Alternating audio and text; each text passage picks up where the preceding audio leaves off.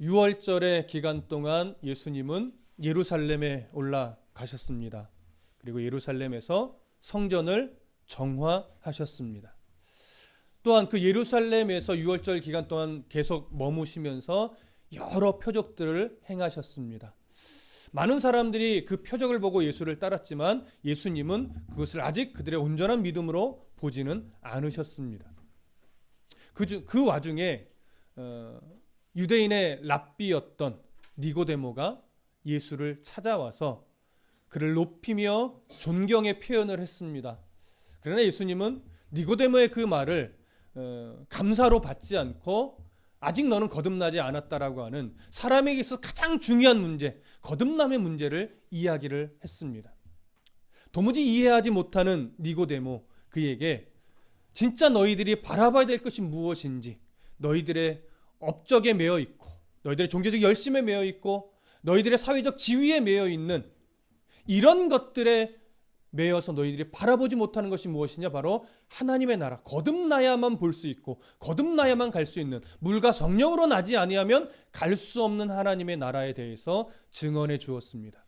바로 그 거듭남을 위해서 바로 독생자이신 예수 그리스도를 하나님이 보내셨다는 사실, 그리고 그분이 너희들을 부요하게 해주고 너희들을 로마 앞에서 해방해 주려고 오신 분이 아니라 너희들의 죄를 위해서 이 땅에 죽어주시기 위해 오신 분이시며, 그분을 믿지 않고서는 하나님의 나라에 들어갈 수 없다라고 하는 가장 중요한 진리, 하나님이 세상을 이처럼 사랑하사 독생자를 주셨으니 이는 저를 믿는 자마다 멸망하지 않고 영생을 얻게 하려 하심이라고 하는 너무나 중요한 복음의 진수를 그에게 가르쳐 주었습니다.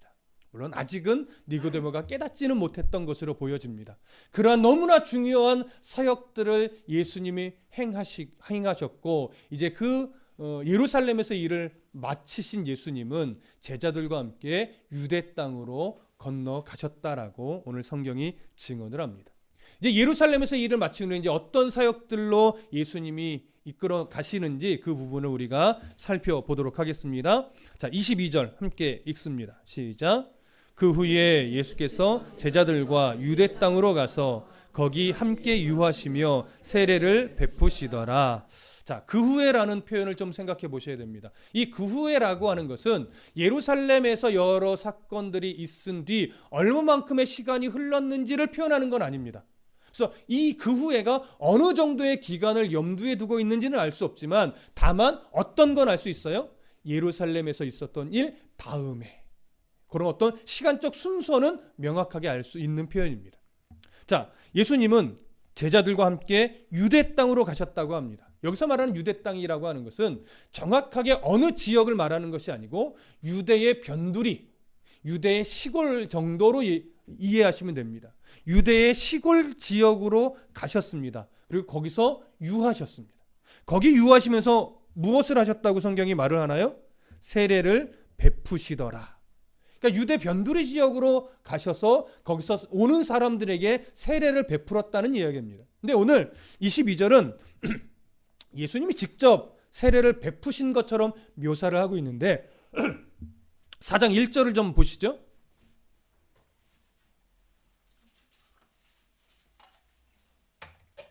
4장 1절에 가보시면 4장 2절에 가보시면 성경이 이렇게 기록하고 있습니다. 예수께서 친히 세례를 베푸신 것이 아니요 제자들이 베푼 것이라. 자, 3장 22절에서는 마치 예수님이 세례를 베푼 것처럼 표현이 뉘앙스가 표현되어 있지만 4장 2절로 가보면 예수께서 세례를 베푸신 것이 아니라 누가 베풀었어요? 제자들이 베풀었습니다. 여기서 말하는 제자들은 몇 명일까요? 아직 5명이죠. 기억나시나요? 처음에 사도 요한, 안드레, 베드로, 빌립, 나다나엘, 그렇죠? 지금까지 쭉 예수님을 따르고 있는 이 5명의 제자들은 현재 이때까지도 함께 예수님과 동행하며 예수님에게 복음이 무엇이고 자기가 왜 왔는지를 가르쳐 오고 있는 중일 겁니다. 그 와중에 제자들을 통해서 오고 있는 무리들에게 무엇을 하게 하셨던 거예요? 세례를 베풀게 한 거예요. 그러면 이 제자들이 베푼 세례는 어떤 의미의 세례일까요?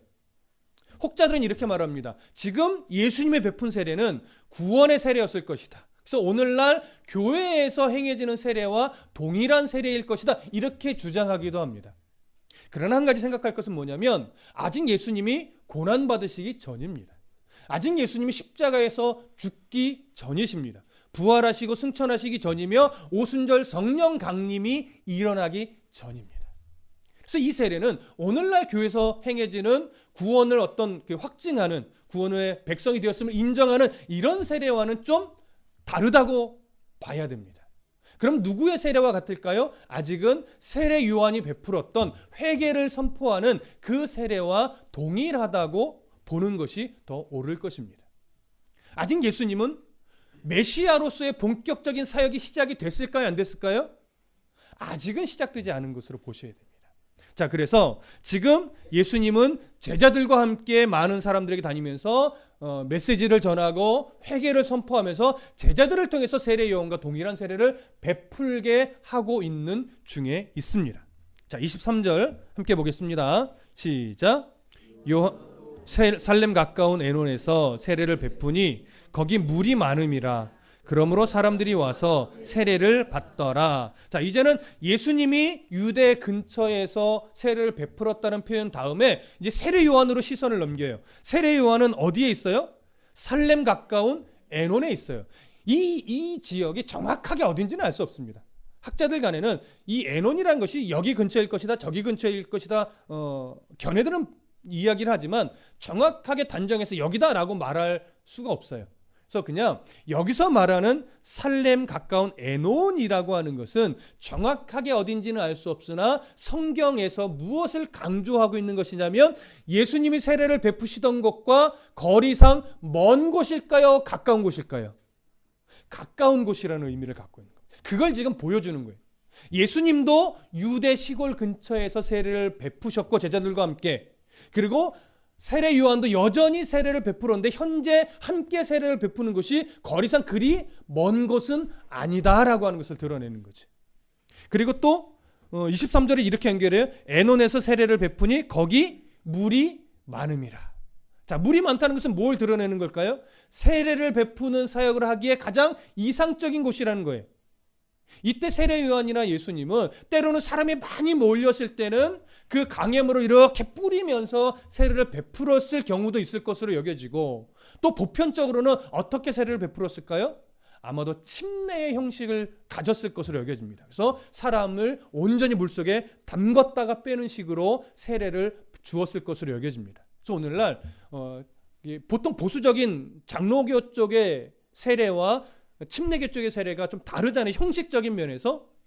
근데 사실은 침례적 형식으로 세례를 베풀든 머리에 성수를 떠서 머리에 바르는 이런 형식을 취하든 그게 중요한 것은 아닙니다. 그 세례를 통해서 우리가 그것이 어떤 의미를 가지고 있고 나를 위해 십자가에 죽으신 예수 그리스도 그 보혈의 은혜로 우리가 거듭나게 된다는 이 사실만 명확하게 우리 안에 가질 수 있다면 그것이 머리에 물을 얹든 침례 탕에 들어가서 정말 그 온몸이 물에 잠기든, 아니 때로는 강으로 데리고 가서 거기서 정말 온전히 몸을 담그든 그 형식은 그리 중요하지는 않다라고 하는 것이죠. 자, 그래서 예수님이 또 세례 요한이 그리 멀지 않은 곳에서 함께 세례를 베푸는 사역을 행하고 있는 중이다라고 하는 것이 오늘 22절과 23절에서 드러나고 있는 겁니다. 예수님에게도 많은 사람들이 몰려들었고 여전히 세례 요한이 사역하는 현 장소에서도 많은 사람들이 몰려들어 세례를 받고 있는 중이라는 것 우리가 좀 기억해 두실 필요가 있습니다. 자, 이제 24절 함께 읽습니다. 시작. 요한이 아직 옥에 갇히지 아니하였더라. 자, 요한이 아직 옥에 갇히지 아니하였더라. 오늘 본문의 흐름 속에서 요한이 옥에 갇히지 않았다는 이 표현이 굳이 필요할까요? 아니면 없어도 되게 동일한 말인가요? 제가 항상 종종 이래요. 꼭 필요한 표현일까요? 굳이 없어도 될까요? 문맥의 흐름으로 보면 사실은 굳이 없어도 돼요. 왜냐하면 요한이 세례를 베풀고 있어요. 베풀고 있는 중이에요. 당연히 옥에 갇혔다는 얘기예요? 옥에 갇히지 않았다는 얘기예요? 옥에 갇히지 않았으니까 세례를 베풀고 있는 중이지요. 옥에 갇히지 않았으니까 많은 사람들이 세례 요한에게 몰려들고 있는 거지요. 그렇죠? 사실 너무나 당연한 이야기인데도 불구하고 오늘 이 요한복음을 기록하고 있는 사도 요한은 세례 요한이 옥에 갇히지 않았다는 것을 굳이 기록하고 있습니다. 우리가 요한복음을 계속 살펴보면서 뭘 하나 확인했었냐면 사도 요한은 단어 하나, 문장 하나를 그냥 허투루 쓴 적이 있어요, 없어요? 없었어요. 그렇다면 이 세례 요한이 아직 옥에 갇히지 않았다는 이 표현을 삽입했을 때는 너무나 중요한 이유가 있기 때문에 그렇습니다.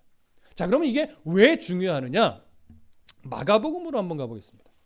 마가복음 1장 14절.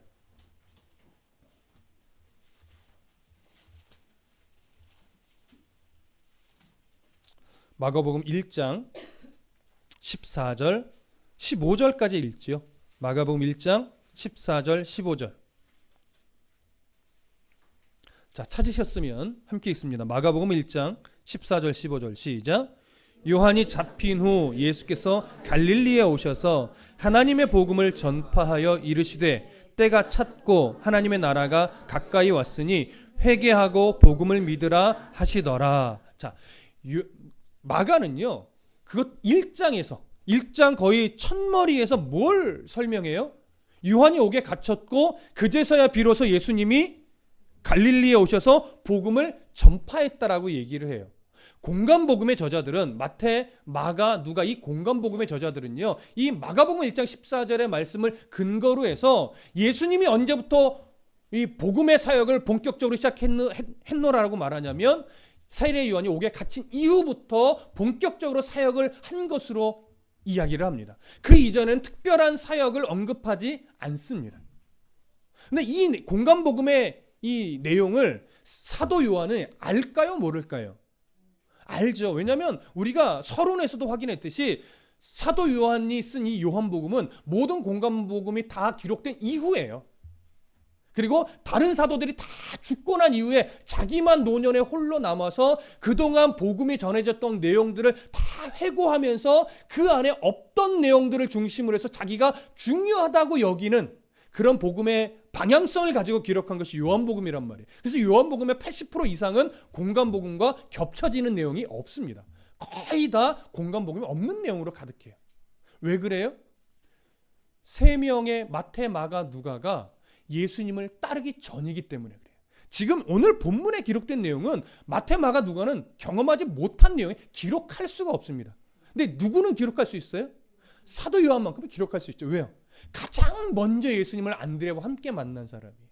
그리고 그 초기부터 계속 함께 하면서 예수님이 어떤 과정들을 거쳤는지 다 눈으로 보고 경험했던 인물이에요.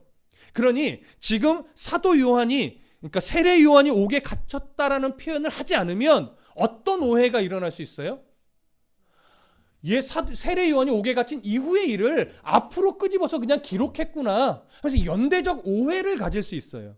무슨 말씀 이해되시죠? 그렇기 때문에 지금 이 사도 요한은요, 요한복음을 기록하면서 굳이 그런 오해를 일으키면 안 되겠다라고 생각을 한 것으로 봐져요.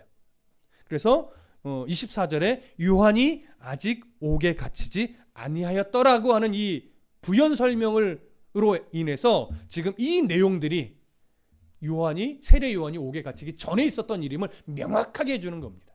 자, 세례 요한이 옥에 갇히기 전에 우리는 어떤 일들이 예수님이 해오셨던 것을 확인했어요? 첫 번째, 가나의 혼인잔치 사건을 벌이셨죠. 또 무슨 일을 벌이셨죠? 가나의 혼인잔치 다음에 여러 제자들을 부르시는 또 내용들도 보았었고, 예루살렘으로 올라오셨죠. 성전의 청결 사건을 벌이셨죠. 여러 표적들을 행하셨죠. 그리고 또 니고데모와 너무나 중요한 대화들을 나누셨죠.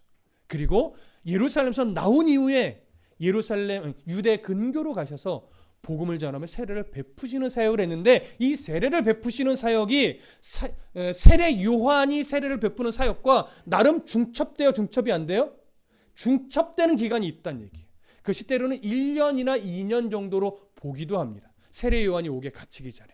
그러면 세례 요한이 옥에 갇힌 이후에 예수님은 드디어 무슨 사역이 본격적으로 시작된 거냐면 메시아로서의 본격적인 사역이 시작이 된 것이고, 세례 요한이 옥에 갇히기 전에는 사역을 안 하신 것이 아니라 본격적인 메시아로서의 사역이 시작되기 전에 준비하는 사역을 하신 것으로 보는 것이 옳습니다.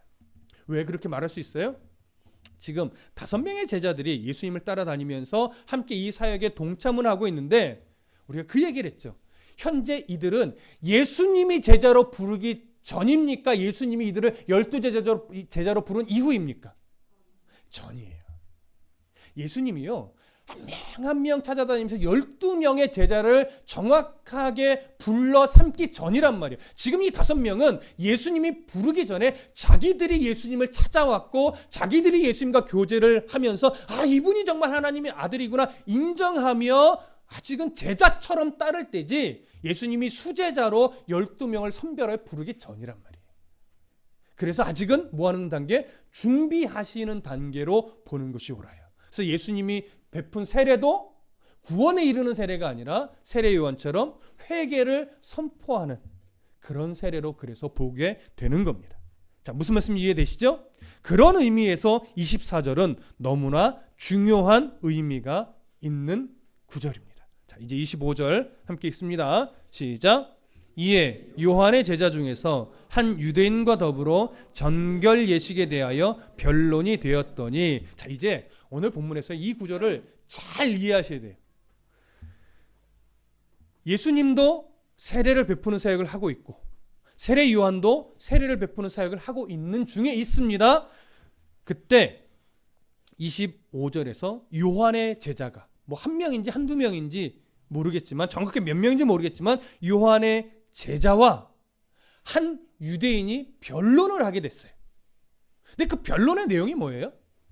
정결 예식에 관한 거예요. 자, 여기서 말하는 정결 예식은 두 가지로 볼 수 있습니다. 하나는 유대인이 율법적으로 행하던 정결 예식에 관한 것일 수도 있어요. 근데 이것은 어떻게도 볼 수 있냐면 세례 요한이나 예수님이 베풀던 세례를 의미하는 표현으로도 볼 수 있어요. 그래서 어떤 견해로 나눠지냐면 지금 이 변론, 이 논쟁은 유대인과 세례 요한의 제자들 사이에 세례 요한이 베푼 세례와 유대인이 정결 예식의 하나로 행했던 정결 예식과의 어떤 충돌되는 부분을 가지고 무엇이 옳은 거냐, 이런 식의 논쟁이 붙었던 것으로 이해하는 것이 첫 번째 견해이고, 또 하나의 견해는 여기서 말하는 건 유대인의 정결 예식과 상관없이 예수 그리스도의 세례와 사도 요한의 세례 요한의 세례에 대해서 누구의 세례가 더 효과적이냐, 누구의 세례가 더 권위가 있느냐, 누구의 세례가 더 우월하냐, 이것 때문에 서로 옥신각신했을 것이다 로 보는 게 두 번째 견해예요. 여러분, 어떤 견해가 좀 옳을까요? 아직은 단정하기 좀 어려워요. 그렇죠? 그래서 다음 구절을 좀 살펴보면서 우리 25절의 이 변론이 과연 어떤 변론일까를 좀 생각해 보도록 하겠습니다. 자, 26절 함께 읽습니다. 시작. 그들이 요한에게 가서 이르되 랍비여, 선생님과 함께 요단강 저편에 있더니 곧 선생님이 증언하시던 이가 세례를 베풀매 사람이 다 그에게로 가더이다. 유대인과 변론을 마친 세례 요한의 제자들이 스승인 요한에게 이제 대화를 마치고 갑니다. 가서 지금 이 말을 하는 거예요. 랍비여, 선생님과 함께 요단강 저편에 있더니 그 선생님이 증언하시던 이가 세례를 베푸는데 사람이 다 그에게로 갑니다. 자, 이 제자의 어투가 어떤 뉘앙스를 품은 어투일까요? 이제 예수님도 드디어 세례를 베푸는 사역을 지금 하는데 많은 사람들이 몰려갑니다. 이렇게 좀 기쁨에 흥분된 어조일까요? 아니면 뭔가 질투, 시기, 글쎄 선생님에게, 우리 스승님에게 세례를 받은 그 사람도 저쪽에서 세례를 베푸는데 세례 요한 스승님에게 와야 될 이 제자 사람들이 다 그 사람에게 갑니다 라고 하면서 뭔가 질투심, 시기심을 가지고 있는 어투일까요? 전자예요, 후자예요? 후자로 느끼십니까? 그러면 저와 여러분들의 성경을 지금 같은 느낌으로 보고 있는 겁니다. 후자라면, 이게 시기와 질투 어린 뉘앙스라면 왜 이런 시기와 질투 어린 표현을 하게 된 걸까요? 이해되시죠? 느낌이 오시나요? 25절의 이 변론이요, 유대인의 정결의식과 세례 요한의 세례에 대한 변론이 아니고 저쪽에서는 예수님이 세례를 베풀고 여기서는 세례 요한이 세례를 베푸는데 많은 사람들이 저쪽으로 몰려가는 거예요, 예수님에게. 그랬더니 이제 도대체 누구의 세례가 더 우월한 거냐? 내가 세례 요한한테 가야 되냐? 내가 저 예수님한테 가야 되냐? 그랬더니 제자들이 뭐라고 반응했을까요? 저 예수는 우리 스승님에게 세례를 받은 사람이야. 그러니 우리 스승님의 세례가 더 우월하지. 그러니까 또 이 사람이 뭐라고 했겠어요? 우리가 추정하는 거예요. 그런데 왜 많은 사람들이 저 예수에게 가냐? 예수의 세례가 더 효과적이고 우월하니까 또 몰려가는 것 아니냐? 이렇게 말하는 거예요. 자, 이런 옥신각신함이 있다 보니까 이 세례 요한의 제자들의 마음이 어땠을까요? 마음이 상하죠. 이게 뭐야? 우리 스승님, 말하자면 우리 스승님이 원조인데, 응? 아니 세례를 베풀려면 좀 멀리 가서 하든지 왜 가깝게 옆에 와서 세례해가지고 우리 스승님에게 몰려와야 될 사람들을 왜 다 뺏어가냐 이거죠. 이게 상도덕에 어긋나는 일 아닌가, 뭐 이런 식의 뉘앙스 아니겠어요? 그래서 그런 불만과 그런 좀 시기 어리고 좀 질투 어린 이런 좀 분한 마음을 가지고 스승님이 세례 요한에게 찾아온 거예요. 그래서 말하는 거예요. 랍비여. 자기 스승한테 뭐라고 불러요? 랍비여. 최고의 존칭을 써요. 근데 예수님에 대해서는 뭐라고 표현해요? 선생님과 함께 요단강 저편에 있던 이 이름을 몰라서일까요? 기분이 나쁜 거죠. 곧 또 뭐라고 말해요? 선생님이 증언하시더니, 선생님이 그렇게 높여준 그 사람이, 좀 막말로 얘기하면요, 선생님이 그렇게 높여주던 그 인간이 저쪽에서 세례를 베푸는데 여기로 오야 될 사람들을 다 뺏어가고 자기만 인기가 높아집니다. 이게 말이 됩니까, 선생님? 느낌이 이해되세요? 지금 이 제자들은 예수님과 세례 요한의 사역을 어떤 시선으로 보는 거예요? 경쟁의 시선으로 보는 거예요. 경쟁의 시선으로. 지금 이들은 세례 요한이 그냥 최고고 세례 요한이 뭐가 돼야 된다라고 여겼을까요?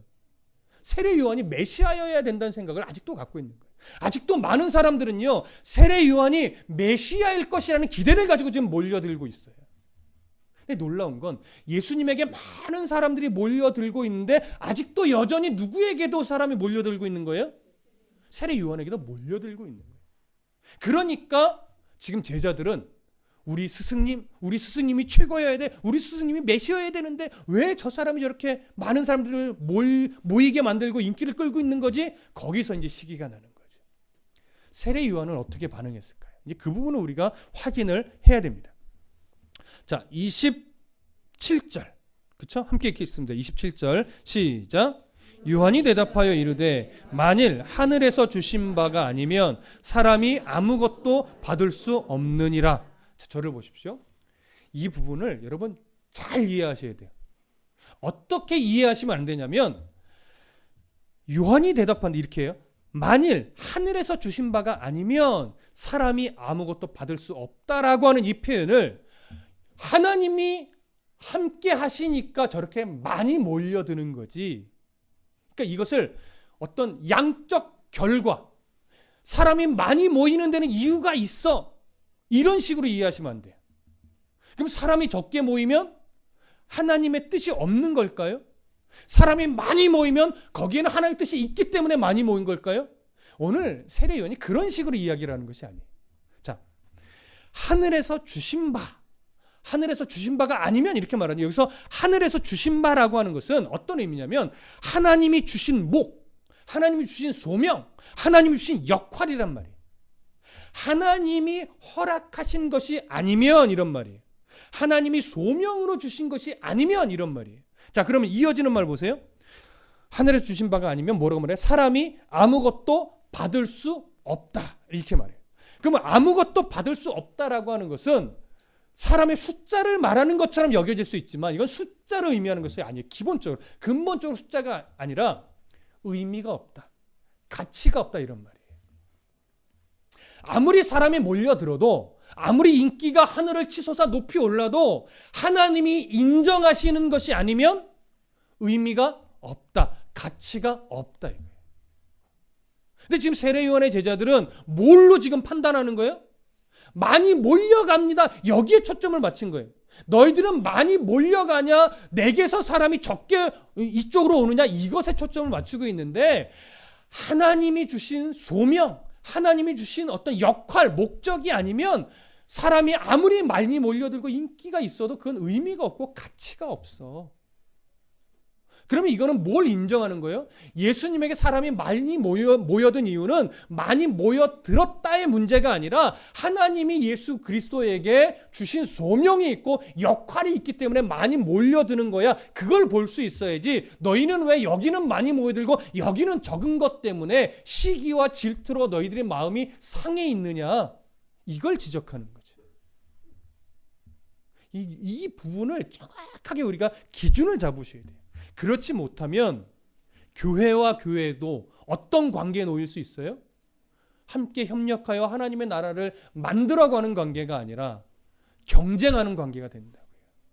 다른 교회보다 우리가 더 커야 되고 더 많아야 되고 더 넉넉해야 되고, 그래서 다른 교회가 성장하는 게 시기가 나고 질투가 나고 이런 식으로 가면 그건 하나님이 세우신 교회가 아니라 목사가 세우는 교회고 그냥 우리가 세우는 교회입니다. 그러면 질투가 나는 거예요. 그렇죠?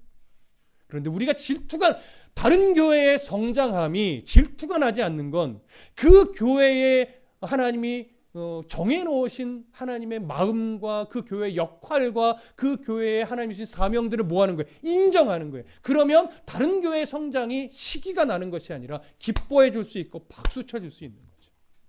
다른 교회도 또 우리 교회의 성장을 그렇게 기뻐해 줄 수 있는 그런 관계가 되어야 돼요. 그것이 바로 오늘 본문에서 세례 요한이 말하고 있는 하늘에서 주신 바가 아니면 사람이 아무것도 받을 수 없다라고 하는 표현의 의미입니다. 그래서 교회는 양으로 비교해서도 안 되고 어떤 진로도 비교해서도 안 되고 어떤 교회의 크기로도 절대 비교하는 우를 범해서는 안 될 겁니다. 우리부터 그렇게 잘 하십시다.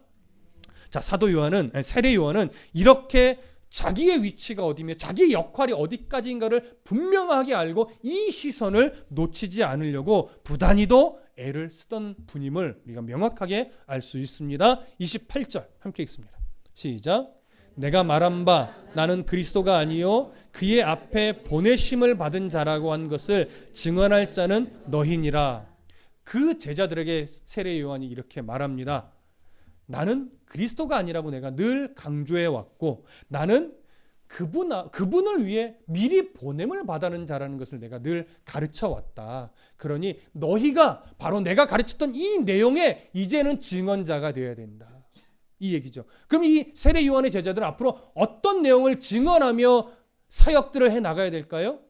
우리의 스승인 세례 요한은 메시아가 아닙니다. 우리 스승인 세례 요한이 세례를 베풀며 증언했던 바로 저 예수님이 진짜 메시아입니다. 그래서 이제는 세례 요한을 따를 때가 아니라 이제는 저 예수님을 따를 때입니다. 이렇게 사역을 펼쳐 나가야 된다는 것을 세례 요한이 제자들에게 지금 가르치고 있는 거예요. 왜 이렇게 가르칠 수밖에 없었냐면 좀 전에도 언급을 했지만 여전히 세례 요한을 따르는 많은 사람들 중에는 세례 요한을 누구로 보고 따라오는 사람들이 아직도 있어요?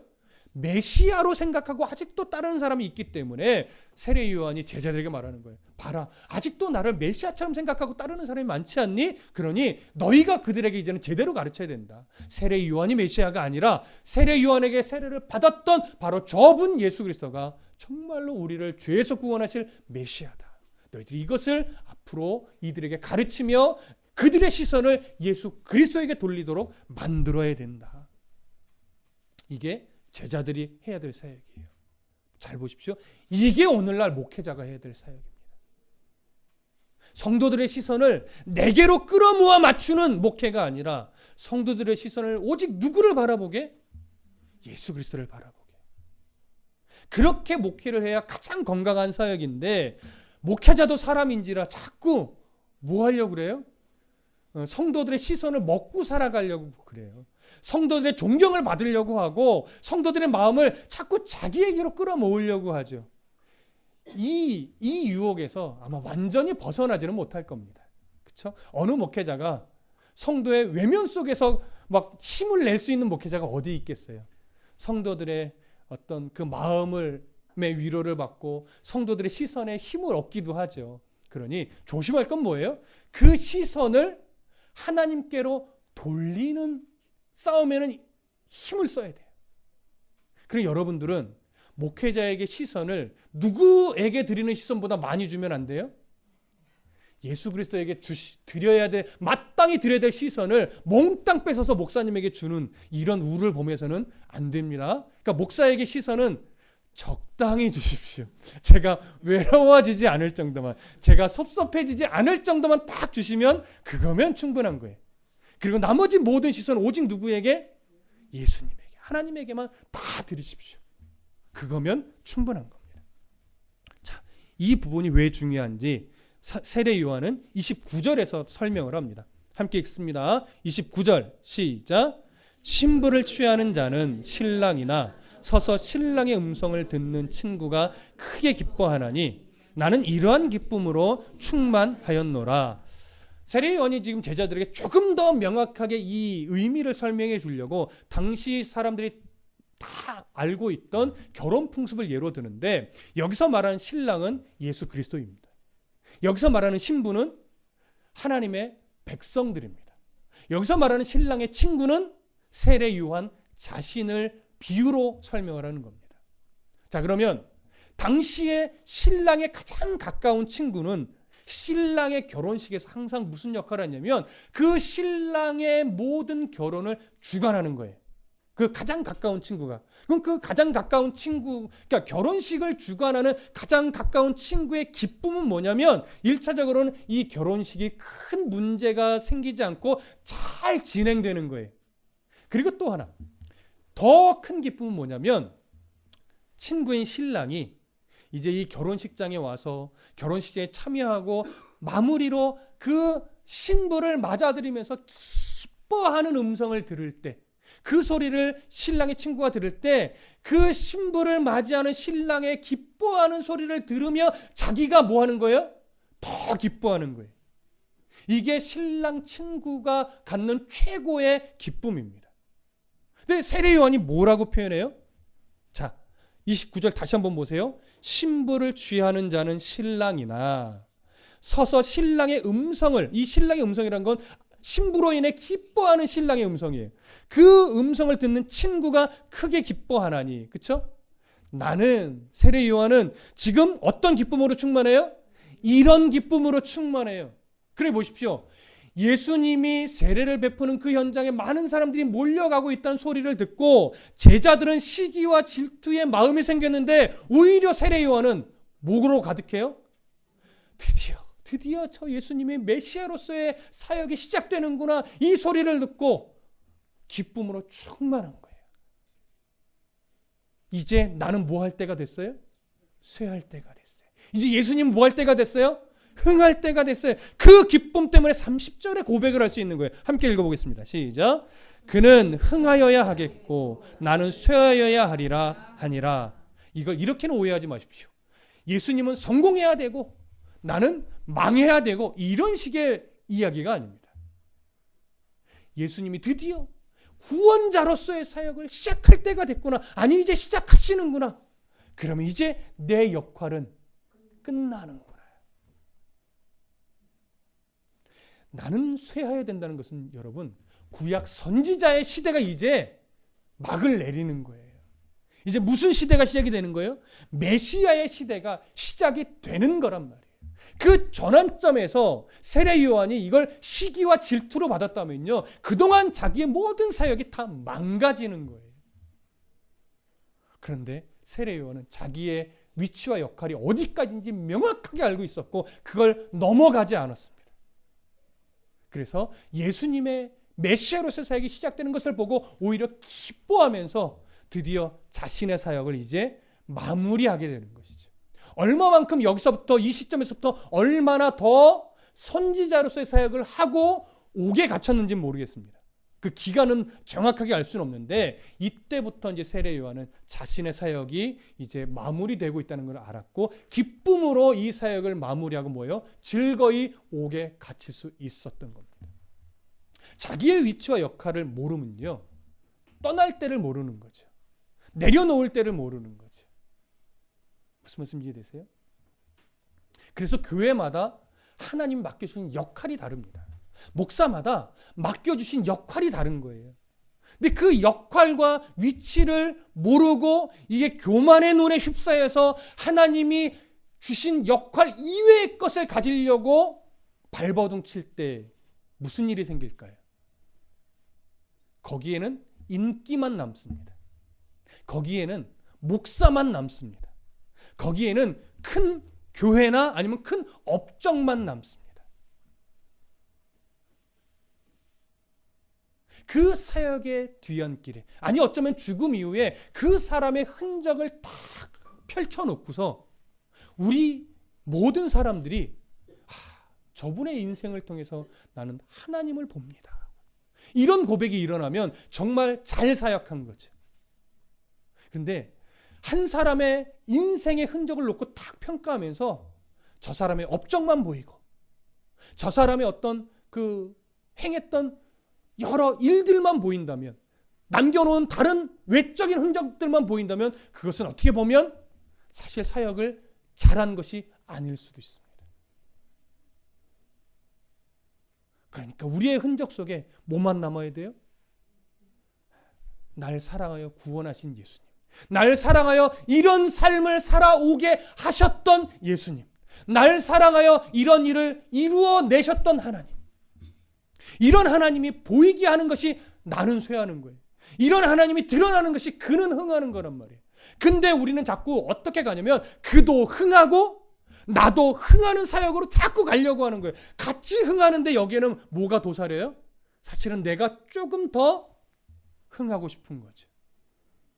예수 그리스도라는 포장은 되어 있지만 내가 더 인기가 있고 내가 더 높아지고 이런 유혹이 그 안에 정확하게 도사려 있습니다. 요한 칼빈이 이런 말을 했어요. 교회를 예수님께 바쳐드리지 않고 자신에게 바치게 만드는 사람들은 소중히 여겨야 할 결혼의 신의를 저버린 것이다.